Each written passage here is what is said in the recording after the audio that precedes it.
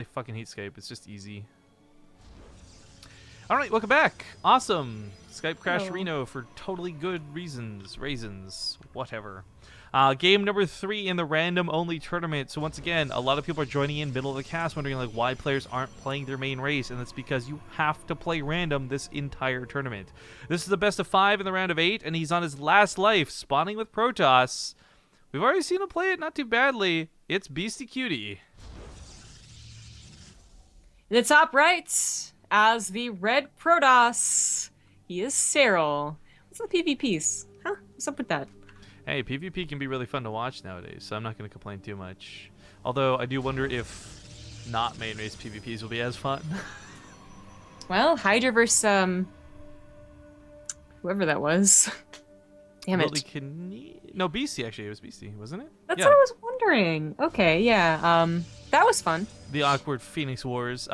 Gas Steel goes off this time. He tried to pull this off versus Hydra earlier. It did not work, but this time he's actually going to steal the gas.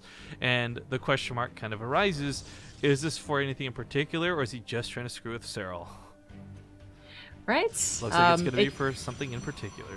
Ah, okay. All right. So Serral does scout the lack of a nexus.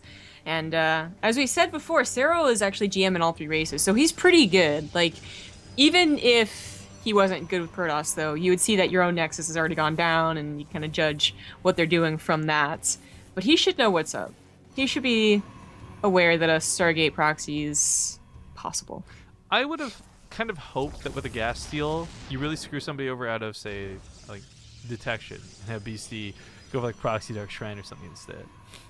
But a Stargate could work as well. The idea behind this, of course, is your Warp Gate, your Mothership Core, all these things are pretty gas expensive early on. So you're not going to be able to, you're not just going to have like 10 stalkers waiting for that Oracle. That's still going to come in and probably get some free kills. Yeah. The unfortunate thing is that, PvP, Legacy of the Void, faster Nexus, so it's not as quick, as long as a gas steal as it could be. At the natural after a while. It did delay Warp Gate a little bit as he prioritized Mothership Core first, Stalker second. Does he have a pylon protecting his natural? No. And that might be the perfect opportunity for the Oracle. Slowly chip away at that gas geyser. Don't pay any attention to the proxy Oracle. So if anyone's hearing me in the left ear only, it's like 2 people out of like a bunch in chat. Everyone says audio is fine. So good luck, have fun fixing your computer if you guys are hearing me only in your left ear for some reason. Avax asking in chat why, just while we get the Oracle coming in, why we replaced Central Protocol with Detox, and it's because we did it while Central Protocol was a broken as fuck stupid map. I know it's better now, but I like Detox. Yeah. I don't see a need to change it. Yeah. The kills from the Oracle do equalize the workers, and now that they're both, well, Beastyqt's not quite on a natural base, but he's close to it. That is a lot better for Beastyqt. The front of the base, I think you're getting poked. Nothing you can really push up through. Oracle Oh my god. Round 2. Oh, the pylon's there specifically to stop this from happening, so already 4 kills, 3 kills, too many. Does get out of there. And then almost flies back in. Keeping the Oracle alive is actually really nice on both sides of this. So workers killed, even up the playing field for Beasty because you did have that later Nexus. So the game now kind of on even footing. The Oracles obviously still have more potential, and I didn't even realize then a depth snuck in, so the Stalkers were shooting that instead of the Oracle. This sneaks off another couple of kills. Now with a nice probe lead, Beasty's killed 18 workers. Yeah, everything adds up here, and he's looking pretty good. Serral is still, he has the opportunity to bring this back, of course. This is not devastating, but it does set him a little bit behind. I mean, imagine, how many kills in total? 18 probes? What would happen if none of those went down? The Oracle immediately died because the Mothership Core is in position. Like, Beastyqt would be in such trouble. Right, but this is, we got to throw back to the start of the day where we discussed what we wanted to see, what we were hoping to see, just small things like, there's gonna be cheese builds, there's gonna be misplays. Like this is Serral, main Zerg playing Protoss. Well, 2 Oracles can still dive on top of the probe line if they really want to. They can also be saved for traps and revelation. Oh, well, not if not if they lose too many of their shields too quick. Be careful there. Yeah. It is being pretty careful. A lot more gateways on the way for Beastyqt, as well as that blink where Serral did decide to go for that robo. Should just be adding up to it a pretty good immortal count, but only at 1, really not that impressive. Here goes his own Twilight Council. Serral does have the better army right now. If he had any idea about it, he could try and push and keep Beastyqt off a third, have his own faster third, make up for the probe losses. But I'm not sure he realizes that. It looks like he's setting up for his third, and it's gonna still be defensive. Oracle just barely gonna get away again. Nope, he's gonna stop. Okay, no reason for it. Whoa. Oh, Beastyqt's not going for a third at all.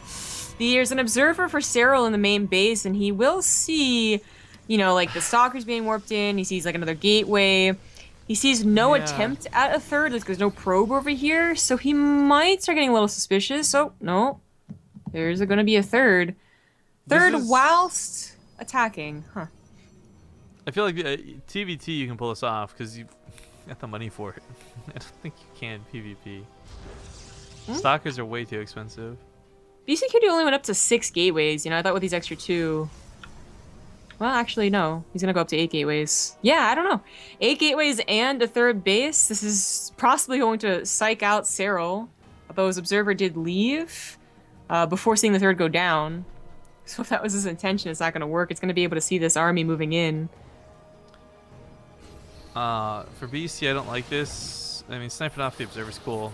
So lose a stock for it. I don't like this though because he is coming up against immortals, and even if you don't play PvP regularly, you just know how much of a trump card an immortal is, opposed to that of a stalker.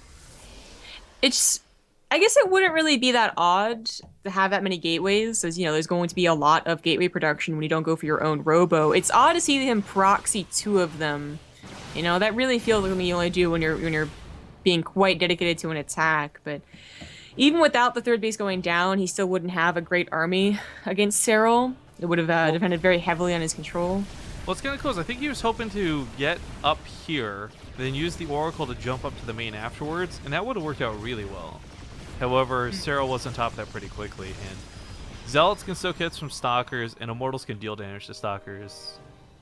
The one observer was sniped off, and Beastyqt knows that, but there is another one. It's unfortunately on the other side of the map, however, checking out the third base. Warp is on the way. DT is going to be extraordinarily good here.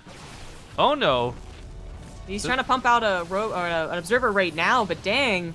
2 DTs into 2 mineral lines while this goes on. So yeah, the DTs on the front line are going to be pretty good for damage. They're actually going to hold a lot of these units in place so they can't even walk away.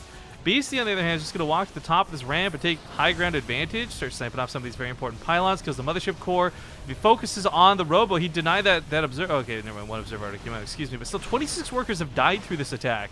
And for Beasty, that's pretty fantastic. Killing the robo is going to put a huge hamper in his opponent's production as charge lots come up here. He can blink away from the charge lots and go down to the low ground. Oh no, oh no.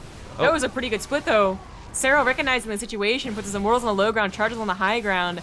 I've been constantly worried that Oracle might revelate the observers, but it doesn't have enough energy, and it will go ahead and just simply leave, but... No, use this force fields against his opponent. That's cool. That is pretty cool. The damage done, though. 32 probes. More Stalkers and more DTs coming to the third base. The Immortals have been brought back to the main. These Stalkers are barely going to get out of this alive. Blink back down. I mean, this completely sideswipes Serral. GG. GG. Beasty is not going to go down 0-3. He will, in fact, come back fighting now with a 2-1, but again, what races are in store for the next map? That's the really big question. Stick around to find out, guys, because remember, it's a best of 5.